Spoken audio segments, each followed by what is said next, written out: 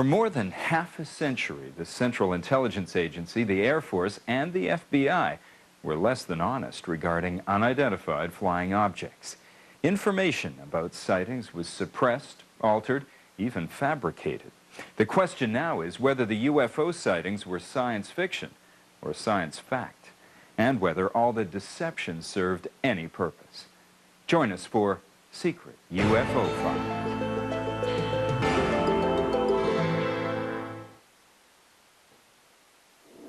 Whenever public interest in UFOs seems to fade, a new story emerges to spark the imagination. These Russian satellite photos displayed on the internet in April 2000 show an abandoned Air Force base 90 miles north of Las Vegas. To UFO believers, the base is known as Area 51. They're convinced Area 51 is a prison for captive aliens. Area 51 is surrounded by an air of mystery. People have taken to standing on nearby mountain ridges using telephoto lenses and trying to pierce the veil of secrecy, you might say. During the Cold War, Area 51 is used for experimental flights of super-secret, high-altitude stealth planes that are frequently mistaken for UFOs. These sightings by ordinary citizens provide the CIA and the Air Force with a convenient cover for their clandestine operations.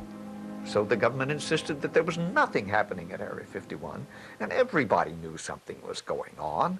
Of course, it had nothing to do with UFOs, but it was a cover-up. The deception gives rise to rumors about downed UFOs and little green men held behind Area 51's mountain wall. People who work there are sworn to maximum secrecy. They won't even tell you much about how they get there and how they get back from it, except they ride a bus. And stories are that the buses themselves have blanked out windows. The Air Force says there's no mystery attached to Area 51.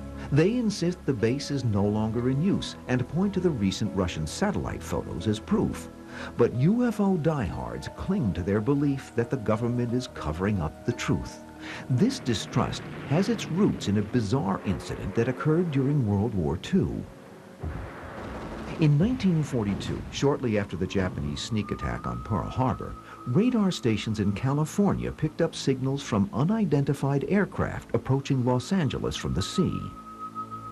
The Los Angeles air alarm, as it's become known, of February 1942, is very impressive because a number of unidentified aircraft were seen, including one quite large one. The city is blacked out. Searchlights scan the skies. Anti-aircraft batteries are manned for action. The Americans considered that they were being invaded by the Japanese because only a night or so before a Japanese submarine had attacked the Los Angeles coastline. Eyewitnesses report that the mysterious air armada is immune to the exploding shells. The aircraft hover over the city for about an hour. Then they slip away as silently as they came. At least 1 million people witnessed these events. 1,430 rounds of ammunition were fired at the objects. Nothing was brought down. In the wake of the action, there are 3 deaths from heart attacks and damage to private property, all from friendly fire. The incident makes the front page of the Los Angeles Times. It's popularly believed that the government and the military suppressed this. Now, in fact, no such thing happened. I mean, the story ran in the papers the following day. An inquiry launched by the Navy Department attributes the action to wartime jitters, claiming the Army fired at an empty sky. The Army, as confirmed in recently declassified documents, disagrees, insisting that something extraordinary happened that night in LA, something that may never be explained. Certainly from a UFO standpoint, there was no need for them to cover it up because it was unprecedented. But clearly it was embarrassing to have to admit the existence of unexplained vehicles of unknown origin invading United States airspace over a major city. In July 1947, a mysterious flying object crashes in the desert near Roswell, a New Mexico town located near an Air Force base. This famous event is by now so riddled with government denials and distortions that the original reaction to the sighting is scarcely remembered. Nobody thought that this was a flying saucer from outer space. There was just wreckage, and the wreckage was of balsa wood and tape and bits of neoprene. The debris is confiscated by an Air Force intelligence officer, Major Jesse Marcel, who carts away the bits and pieces in the trunk of his car. The Air Force bungles its explanation to the public. The initial press statement that went out was that a flying saucer had been recovered and taken to Roswell Army Airfield. Later on, they said it was all a mistake. The Air Force retracts its statement almost immediately, declaring that the downed UFO is nothing more than a deflated weather balloon. Talk of flying saucers in Roswell ceases. If you look in any UFO book, throughout the 50s, 60s, and most of the 70s, you will not find a single reference to Roswell in there. So the military denial that this was anything more exotic than a weather balloon was actually a story that stuck. For 30 years, the Air Force's denial is accepted by the public, leaving only hardcore UFO buffs to challenge the government's assertion that there was no cover-up at Roswell. There was a cover-up. The cover-up was of a project that even the authorities at the Army Air Base in Roswell were unaware of. The secret project is called Project Mogul. It's an ill-fated attempt by the Air Force to detect Soviet nuclear tests using microphones attached to high-altitude balloons that soar at 45,000 feet. The debris found at Roswell comes from one of these balloons. Project Mogul was secret. It's not clear that it was an important secret. I mean, unimportant secrets are kept just as tightly as important ones. That's sort of the military mind. Project Mogul remains a mystery for 50 years. By the time the Air Force finally discloses the truth, the Roswell legend has grown to include alien autopsies and UFOs hidden in government compounds. The dusty desert town no one had ever heard of becomes a profitable tourist attraction and a feeding trough for UFO addicts.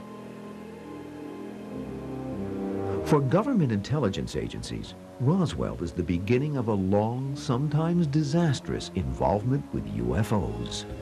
When we continue, concerns about UFOs spread into the highest levels of the United States government. Well, there was a sighting in 1952 in Washington, D.C. of UFOs. The phrase, "the little green men," can be traced to an Italian man who reported seeing a UFO and alien beings in 1947, the same year as the Roswell incident. History's Mysteries will return on the History Channel. In 1948, UFOs claim their first martyr. Captain Thomas Mantell and 3 other National Guard fighter pilots are on a routine flight from Kentucky to Georgia when they're ordered to pursue an unidentified flying object. Mantell was flying a P-51 Mustang, and he rapidly climbed to a height of about 22,000 feet, which was really pushing the envelope for that particular aircraft. One of the pilots runs out of fuel and makes a forced landing. The other 2 give up for lack of oxygen. Mantell alone continues the chase. He was probably at that altitude running short of oxygen. Whatever happened, we shall probably never know. The control tower records this final message from Mantell, coming up on what appears to be a metallic object tremendous in size directly overhead and slightly above. A few hours later, wreckage from Mantell's plane is found strewn across an open field. This was the first time, as far as we know, that a pilot had lost his life in the pursuit of an unidentified flying object. The official report states that Mantell died chasing a weather balloon, or perhaps he mistook a distant planet for a UFO. It's hard to believe that an accomplished pilot such as Thomas Mantell would have been fooled by either a balloon or the planet Venus. I simply don't believe it. But most experts believe there's a simpler explanation for Mantell's death. Conspiracy theorists say that Mantell's plane was shot down by a UFO. I think a more likely explanation is that he passed out because of the lack of oxygen at that height. The Mantell incident gains attention in the press, and there's no evidence of any government interference. As the Cold War begins to heat up, UFO sightings take on a more sinister aspect. Fear of a nuclear holocaust translates into fear of the unknown. UFO reports by ordinary Americans increase dramatically. The government feels a sense of urgency to prevent the sightings from spreading into mass hysteria. The CIA and the Air Force were concerned that not only would public opinion be set off kilter by UFO reports, but that the country's early warning systems might be saturated, setting the United States off guard in the event of a Soviet attack. Declassified CIA reports reveal that at the height of the Cold War, the agency took the potential threat of UFOs seriously. Some CIA analysts speculate that a saucer-shaped aircraft being developed by the British and Canadians may cause the rash of sightings. Others believe that the Russians have designed UFO lookalikes that are flying over the United States to strike fear into the population. And you really have to understand that the CIA was very, very concerned about the Soviet Union and their capabilities. Unless you understand that relationship, you cannot understand the UFO phenomena. In October 1955, Richard Russell, the powerful Georgia senator who was chairman of the Senate Armed Services Committee, embarks on a fact-finding tour of the Soviet Union. He hopes to find out if the Russians are invading American airspace. He was taking a trip through Russia, presumably to pick up information on the status of defensive and offensive capabilities of the Soviets. Traveling by train through southern Russia, Russell looks out his compartment window and is confronted by an astonishing sight. He actually saw two circular or disc-shaped aircraft, as he put it, taking off vertically. They rose slowly and then shot off at high speed. Russell races out of his compartment to find his aides. Richard Russell ran in to the room where these men were, told them, look out the window. Sure enough, here's another one of these objects. And then Russell said, we've been told these things don't exist. Now we know that they do.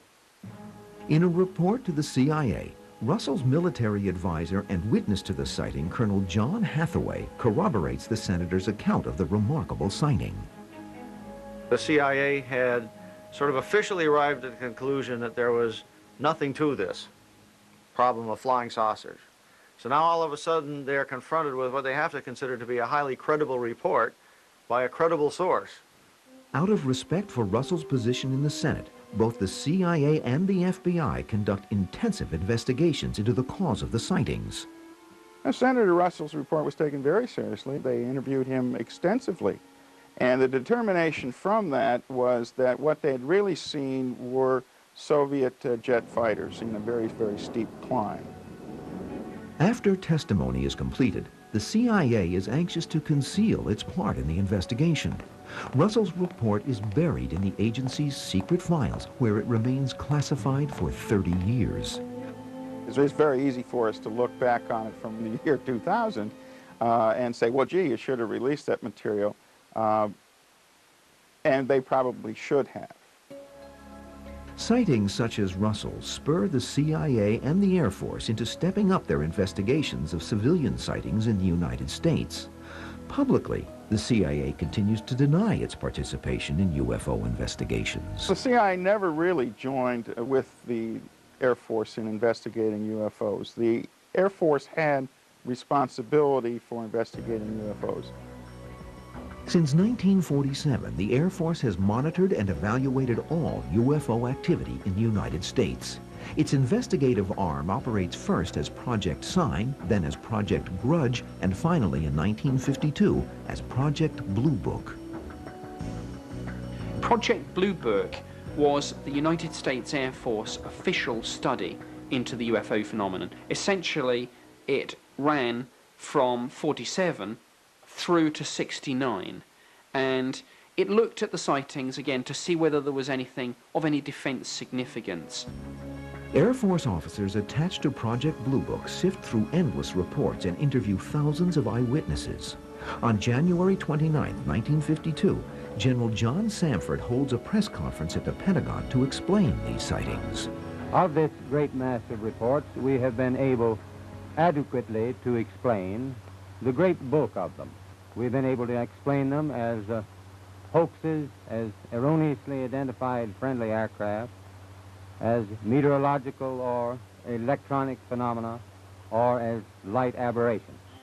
Out of more than 12,000 sightings investigated, the Air Force says more than 700 are unexplained. One such unexplained sighting reaches into the White House. Well, there was a sighting in 1952 in Washington, D.C. of UFOs, and in fact they were picked up on National Airport's radar. 3 unidentified flying objects. So the Air Force actually scrambled fighter interceptors to find them. Washington experiences an epidemic of UFO sightings. At least 200 people say they saw UFOs sail over the Capitol Dome, and for 3 days, other sightings are reported. The reports reach CIA Director Walter Bedell Smith, who was quoted later as saying, "If it was 1 chance in 10,000 that this was true, we had to identify it and examine it because the national security of this country was at stake."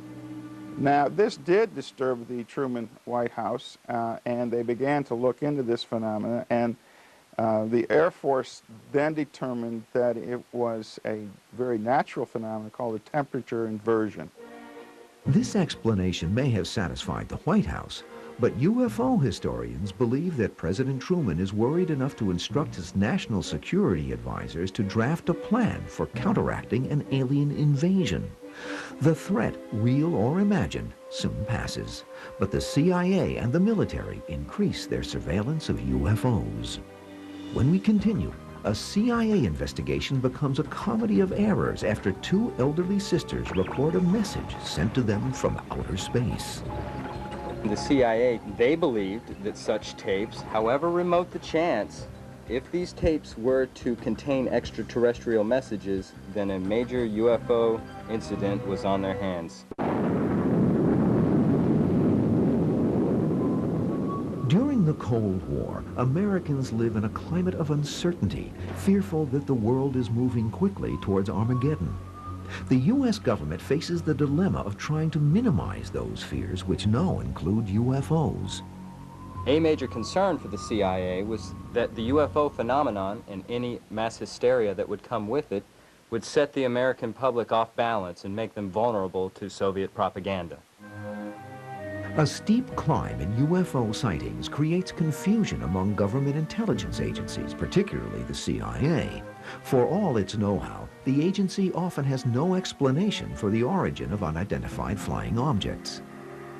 They didn't have the sophisticated computers and satellites and technology to allow them to detect what this is or track it. So they had to make excuses as to what was being seen in the sky so as not to alarm the public. The CIA is obsessed with the idea that UFO paranoia, if unchecked, could mushroom into a national crisis.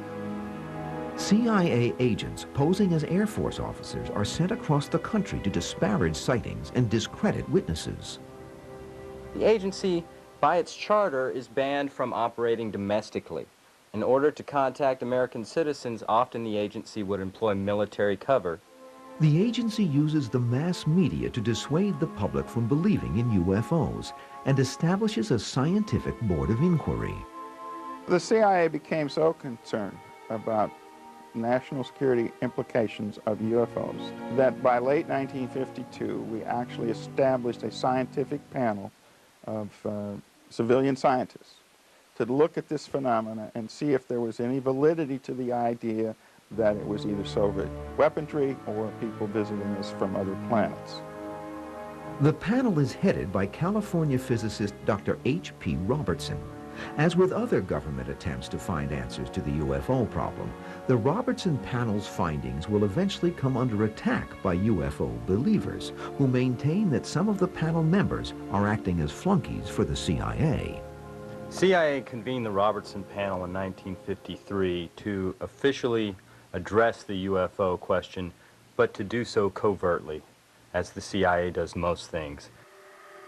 The panel concludes its investigation, leaving questions about the origins of UFOs unanswered. The scientists on the Robertson panel concluded that UFOs, whatever they were probably not of extraterrestrial origin. These scientists suggested that the government engage in a public debunking campaign to minimize hysteria about UFOs. In its eagerness to keep a lid on public reaction to UFO sightings, the CIA in 1955 becomes entangled in an embarrassing controversy. The incident involves two eccentric sisters from Chicago, former vaudevillians named Mildred and Marie Meyer. The Meyer sisters made a recording of what they believed were space messages. These so-called space messages were nothing more than Morse code from a regular land-based transmitter. But the incident caught the attention of the CIA, which was investigating UFOs at the time. A CIA officer, DeWelt Walker, disguised in an Air Force uniform, is dispatched to interview the sisters. They were all excited that they had talked to the officer and that the government was interested in what they had found. Walker gets the Meyer sisters' recording and brings it to Washington, where CIA analysts confirm that the so-called space message is Morse code. The recording is classified as secret and hidden away in the CIA's files. For a while, nothing more is heard about the Meyer sisters. A few years later, civilian UFO researchers became interested in the case, began to dig for the facts, and faced obfuscation and distortions from the agency that turned what might have been a tiny little incident into a major UFO controversy. In 1957, Dr. Leon Davidson, a physicist and UFO researcher, gets wind of the Meyer story. He goes to Chicago and interviews the sisters. There he learns about Walker's visit and suspects the Air Force officer is really a CIA agent. Davidson hounds CIA officials to find out which agency conducted the Meyer inquiry, the CIA or the Air Force. He gets the runaround from both. And Davidson was no fool. So he said, look, something's going wrong here, tell me the truth. And he kept writing back, and the agency tried to explain, and they got themselves in deeper and deeper. The CIA steadfastly denies that Walker is a CIA employee. Then, to his dismay, Davidson is told that all the evidence pertaining to the Meyer sisters' investigation has been destroyed to conserve file space. Davidson is now firmly convinced that the CIA is involved in a UFO cover-up. Had they simply been able to tell him the truth and release the records to him, I think the whole thing would have gone away. Further controversy is stirred up in 1958 when a former Marine Corps pilot, Major Donald Kehoe, tells the media that there's a government conspiracy to hush up the truth about UFOs. Major Donald Kehoe was a great pioneer who stuck his neck out in the early days, championing the cause of the UFO situation. And he was the founder of NICAP, the National Investigations Committee on Aerial Phenomena, and drew to this organization dozens and dozens of highly qualified military personnel. Kehoe argues that the government has in its possession reams of evidence proving that UFOs, controlled by a superior intelligence, are currently in our midst. We are being observed by some type of device which is ahead of us, far ahead of us, and is probably controlled by a highly advanced superior civilization. It has reached to the point where many people in the Air Force have the same conclusion. In fact, the Air Force... Kehoe's voice is soon joined by others. Air Force Captain Edward J. Ruppelt, formerly in charge of Project Blue Book, the Air Force's UFO investigative arm, confides in Kehoe that the CIA is behind the Air Force's debunking of UFO sightings. Ruppelt tells Kehoe, "We're ordered to hide sightings whenever possible and ridicule the witness. We even have to discredit our own pilots." An angry denial by Air Force spokesman Colonel Lawrence Tacker is broadcast on national television. Our critics continually charge that the United States Air Force is withholding information from the general public on this subject. This is absolutely untrue. We are not hiding anything. We have nothing to hide. The obsessive secrecy over UFOs produces a controversial document that, when made public in 1987, is condemned as bogus by UFO historians. Called Majestic 12, or MJ-12, the document bears the signatures of the biggest names in national security affairs during the late 40s. One of the beliefs about MJ-12 is that President Truman and his advisors were so concerned about UFOs that they formed this secret group to hide the truth. The document purportedly calls for a total blackout of pertinent evidence pointing to the existence of extraterrestrial beings and spacecraft. It's all too sensational. Real government documents, even when they talk about extraordinary things, are much more serious and sober. The MJ-12 documents read like a pop culture document. The obvious inconsistencies in this document convert even hardened UFO believers into doubting its authenticity. I'm convinced that these are indeed fabrications, quite clever fabrications, and the clincher came when one of the papers in the documents is a memorandum supposedly signed by President Truman, which clearly was lifted from a known-to-be authentic Truman document. Forgery or not, the contents of the disputed document re-emerged during the 1980s when President Ronald Reagan advocates an invisible radioactive shield in outer space to deflect a nuclear attack and, incidentally, protect the human race from an extraterrestrial invasion. At a summit meeting in Geneva, Reagan broaches the subject to his Russian counterpart, Mikhail Gorbachev. Gorbachev said the United States president discussed an extraterrestrial threat, and would our forces collaborate jointly if there was such a threat? Towards the end of a speech to the United Nations General Assembly in 1987, Reagan again brings up the subject of extraterrestrials. The president is reported to have said the following: I occasionally think how quickly our differences worldwide would vanish if we were facing an alien threat from outside this world. And yet I ask, is not an alien force already among us? When we return, an American airbase in England is spooked by extraterrestrial visitors. The witnesses were United States Air Force military personnel, so they were trained observers, not prone to making mistakes about things that they see. In September 1964, at Vandenberg Air Force Base in California, Lieutenant Robert Jacobs, a photographic officer, films a routine missile test flight. A few days later, Jacobs screens the footage for his superiors. Clearly visible was a disc-shaped craft which flew around the Atlas missile, which was flying at thousands of miles an hour by this time. Jacobs later describes the astonishing scene. We saw a UFO swim into the picture, distinct and clear. It circled our missile, emitting vivid flashes of light, then vanished. Seconds later, our missile malfunctioned and tumbled out of control in the Pacific Ocean, hundreds of miles short of its target. Jacobs is sworn to secrecy. The film is turned over to two men he is certain are CIA agents. Jacobs remains silent until 1982 when he comes forward to accuse the Air Force and CIA of a cover-up. He decided to come out with the story. People who then investigated his background were told that he'd never been at Vandenberg Air Force Base, he never held the position of officer in charge of filming and so forth. Without his military record and the telltale film, Jacobs is unable to prove that his story is true. Media interest quickly evaporates.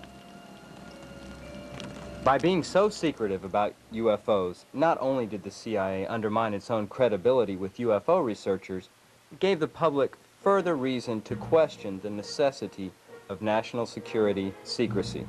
Fronting for the CIA, the Air Force in 1966 sets up another scientific panel to investigate the UFO phenomenon. The panel is called the Condon Commission. It's headed up by Dr. Edward Condon, a distinguished physicist at the University of Colorado. The Condon Committee was actually run independently by the University of Colorado, and it was an attempt to look at all the Project Blue Book files to see whether there was a need to continue the research or whether the plug should be pulled. For 2 years, the Condon Commission pursues its goal to determine whether UFOs pose a real threat. The committee's credibility is compromised when 2 of its members abruptly resign, claiming the commission has already prejudged the non-existence of UFOs. Could the commission's final report be trusted? By the time of the Condon report, the CIA and the Air Force had a very poor track record when it came to informing the public about these agencies' interests in UFOs. Therefore, it's not surprising that public skepticism would taint the proceedings. After conducting an intensive 2-year investigation, the Commission concludes that UFOs, even if they were to exist, are no threat to national security. The Commission recommends dismantling Project Blue Book. The Air Force, by now anxious to put UFOs behind them, will implement the Commission's recommendation and disband Blue Book. But doubts about the committee's objectivity linger to this day. It's difficult to say for sure whether the Condon Committee was truly independent. The United States Air Force may have dropped some hints that it was keen to get out of the UFO business. We'll probably never know. But the UFO controversy refuses to go away. In March 1966, reported sightings near Ann Arbor, Michigan trigger the interest of the CIA and the Air Force. Dr. Alan Hynek, an astronomy professor at Northwestern University in Chicago, is asked to investigate the sightings. Hynek, one of the key figures in the UFO investigations of the 60s, served as an advisor to Project Blue Book. He goes to Ann Arbor, where increasing numbers of people insist they've seen UFOs. Well, I wouldn't describe people that actually believe they saw UFOs as cranks. I think a lot of legitimate Americans believe they've seen something that they can't explain. The sightings continue for several days as more and more people get caught up in a frenzy of excitement. Hynek declares that the Michigan sightings are hysterical reactions to misunderstood natural phenomena, and the issue was laid to rest. But years later, Hynek reveals that he was pressured by a government intelligence agency, presumably the CIA, into coming up with a pat answer for public consumption to prevent panic over a possible invasion from outer space. Less easily explained is a bizarre incident involving American military personnel that occurs in 1980 at an air base in southeast England, located in a place called Rendlesham Forest.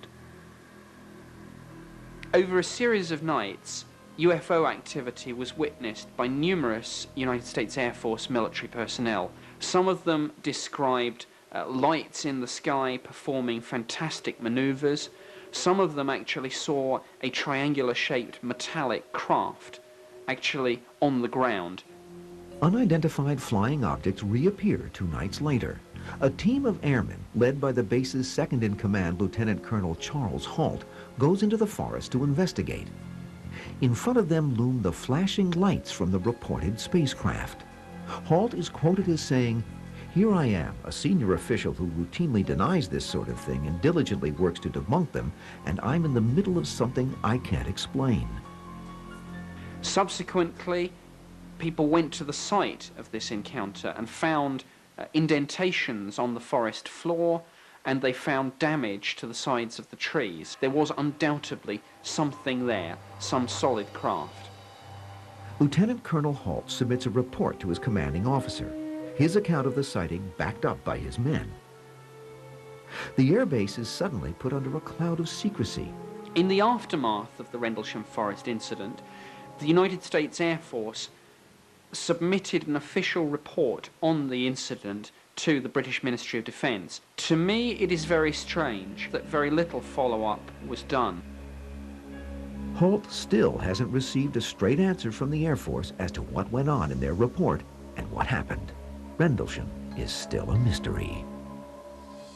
When we continue, after 50 years of deliberate deception, the CIA finally lets the public in on one of its most carefully guarded secrets. Over time, the CIA has paid a real price in terms of its public credibility because of deceptions like those that occurred in the UFO story. The most dramatic example of suspected government interference in a UFO sighting happens in Alabama in 1973. Jeff Greenhaw, a rural police chief, responds to a hysterical call from a woman who says she's seen an alien. Greenhaw drives to the remote area and finds his way blocked by a metallic-suited creature standing in the road. He stopped the car, said, "Howdy, stranger." There was no response, so he got his Polaroid camera from out of the glove compartment and took 4 photographs. The creature then began moving away. Greenhaw gets back into his car and tries to follow the creature, who quickly disappears. The next day, Greenhaw tells his story to the media. Story came out. First thing that happened is his mobile home was burnt down, and the original Polaroids, I believe, were damaged. Fortunately, copies had been made by that time. Greenhaw's troubles have only begun. In the following weeks, his car engine explodes, his wife leaves him, and he loses his job. My speculation is that some government agency was involved in trying to destroy the evidence. UFO conspiracists lay the blame for Greenhaw's misfortunes on their favorite culprit, the CIA. Others wonder whether Greenhaw's sighting is merely a hoax gone haywire. I don't think hoaxes go that far. And as to the question has arisen, was he hallucinating? Well, maybe he was, but the camera wasn't. Since the late 40s, UFO buffs have accused the CIA of covering up UFO sightings. Declassified documents released under the Freedom of Information Act in 1977 proved they were right, but for the wrong reasons. The CIA was deliberately telling all sorts of lies to try to cover up their tests of this secret aircraft. The agency admits that in the early 50s, at the height of the Cold War, it purposely misled the public to maintain secrecy about its new spy planes, the U-2 and the SR-71. The agency is asked by the Eisenhower administration to develop a reconnaissance aircraft that can overfly the Soviet Union. And this, of course, is all done in secret with covert funds supplied by the CIA. U-2 test flights are conducted out of an airbase at Groom Lake, Nevada, better known as Area 51. U-2 flights originating from Area 51 account for more than half the sightings reported during the 1950s and 60s. Commercial pilots flying at around 20,000 feet are confused by the strange glistening objects soaring high above them at 60,000 feet. The U-2, when they first began testing it, was at that time polished aluminum. And that means that when it's still dark on the Earth, at that very high altitude, it's picking up the rays of the sun. It becomes very visible. The U-2 deception continues until 1960, when a Russian missile brings down a U-2 flown by Francis Gary Powers. The United States government tries to cover up and is caught in a red-faced lie when Russian Premier Nikita Khrushchev produces the U-2 wreckage and the pilot. The U-2 program is scrapped, and the SR-71, codenamed Blackbird, takes its place. And it could fly at 90,000 feet and faster than a rifle bullet. But the Soviets had these SAM missiles which could shoot them down. So it never did overfly the Soviet Union. It did, however, contribute to UFO phenomena, because here you had another aircraft that nobody had ever seen. Throughout this period, the CIA continues to orchestrate the deception behind the scenes, using the Air Force as its cover. The Air Force got a bum rap in these UFO investigations because it appears from the CIA documentation that often the Air Force had to fib on behalf of the CIA. Any doubts about the CIA's role in the UFO flap are laid to rest in 1997 with the publication of the so-called Haines Report. Using a giant sheaf of internal CIA documents to tell the story of the agency's involvement with UFOs, Gerald Haines, a CIA historian, has given us the most complete account of how the agency handled the UFO phenomenon from the 1950s to the present. What makes the Haines Report unique is the author's inference that perhaps the whole story has not been told. Now, a lot of people would like a lot more, but you have to understand that this agency deals in secrets, so it's not going to reveal everything it does. It simply can't. By the 1990s, the CIA has lost all interest in UFOs, but UFO fanatics keep up their attacks on the government, holding to their belief in a vast conspiracy. The ufologists have a real stake in this. I mean, this is their life's work. I mean, who of us, after years working on something, can suddenly decide there was nothing to it? That's really hard for human beings to do. Ufologists' suspicions are constantly refueled by new sightings, such as one in Phoenix, Arizona in 1997, where hundreds of spectators swear they saw a formation of unidentified flying objects pass over the city. My group, Cause Citizens Against UFO Secrecy, has evidence, overwhelming evidence, that the citizens of Arizona are the subject of an invasion in the skies, in their homes. Another field day for true believers is the reawakening in the 90s of the now legendary Roswell incident. In the intervening years since the original sighting in 1947, Roswell has turned into a carnival for UFO buffs. Rumors of government cover-ups are rampant. Crashed saucers, dead aliens, sinister men in black, death threats, cover-ups, the works. Everything that could possibly be pulled out has been pulled out for Roswell. The Pentagon is besieged with requests for information about Roswell. Anxious to put the incident behind them, the Air Force comes clean, admitting that it encouraged the UFO story in order to cover up its high-altitude balloon experiments. The admission leads to a frenzy of anti-government excitement during Roswell's 50th anniversary celebration. The only thing about UFOs that wasn't selling in Roswell at that 50th anniversary celebration, I think, was the government report that revealed every detail and had pictures of the wreckage and pictures of the people who found it. Roswell symbolizes the heated controversy that's still going on between UFO believers and debunkers. The U.S. government insists it's no longer investigating UFOs, but die-hard conspiracists claim it's just another CIA smokescreen. We'll possibly never know the full story of the CIA's involvement with the UFO mystery, simply because, you know, it's impossible ever to get to the bottom of so large and nebulous a subject. Gerald Haynes concluded his report with a prediction that the UFO controversy will be with us for many years to come. The belief that we are not alone in the universe is too emotionally appealing, he wrote, and the distrust of our own government is too pervasive. Of course, that distrust is due in part to years of stonewalling and deception by his own agency. The mysterious air armada is immune to the exploding shells. The aircraft hover over the city for about an hour. Then they slip away as silently as they came. At least 1 million people witnessed these events. 1,430 rounds of ammunition were fired at the objects. Nothing was brought down. In the wake of the action, there are 3 deaths from heart attacks and damage to private property, all from friendly fire. The incident makes the front page of the Los Angeles Times. It's popularly believed that the government and the military suppressed this. Now, in fact, no such thing happened. I mean, the story ran in the papers the following day. An inquiry launched by the Navy Department attributes the action to wartime jitters, claiming the Army fired at an empty sky. The Army, as confirmed in recently declassified documents, disagrees, insisting that something extraordinary happened that night in LA, something that may never be explained. Certainly from a UFO standpoint, Force says there's no mystery attached to Area 51. They insist the base is no longer in use and point to the recent Russian satellite photos as proof. But UFO diehards cling to their belief that the government is covering up the truth. This distrust has its roots in a bizarre incident that occurred during World War II.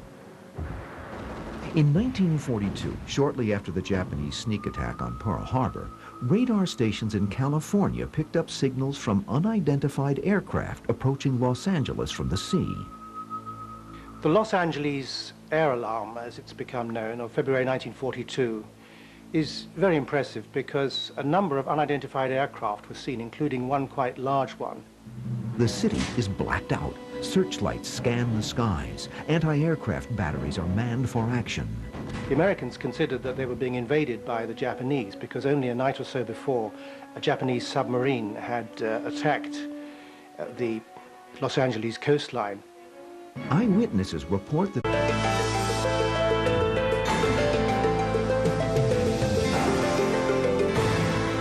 For more than half a century, the Central Intelligence Agency, the Air Force, and the FBI were less than honest regarding unidentified flying objects. Information about sightings was suppressed, altered, even fabricated. The question now is whether the UFO sightings were science fiction or science fact, and whether all the deception served any purpose. Join us for Secret UFO Files.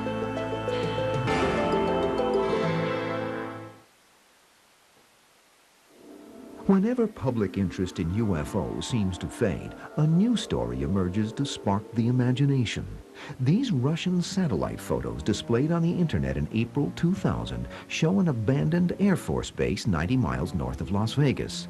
To UFO believers, the base is known as Area 51. They're convinced Area 51 is a prison for captive aliens. Area 51 is surrounded by an air of mystery. People have taken to standing on nearby mountain ridges using telephoto lenses and trying to pierce the veil of secrecy, you might say. During the Cold War, Area 51 is used for experimental flights of super-secret, high-altitude stealth planes that are frequently mistaken for UFOs. These sightings by ordinary citizens provide the CIA and the Air Force with a convenient cover for their clandestine operations. So the government insisted that there was nothing happening at Area 51, and everybody knew something was going on. Of course, it had nothing to do with UFOs, but it was a cover-up. The deception gives rise to rumors about downed UFOs and little green men held behind Area 51's mountain wall. People who work there are sworn to maximum secrecy. They won't even tell you much about how they get there and how they get back from it, except they ride a bus. And stories are that the buses themselves have blanked out windows. The Air Point, there was no need for them to cover it up because it was unprecedented.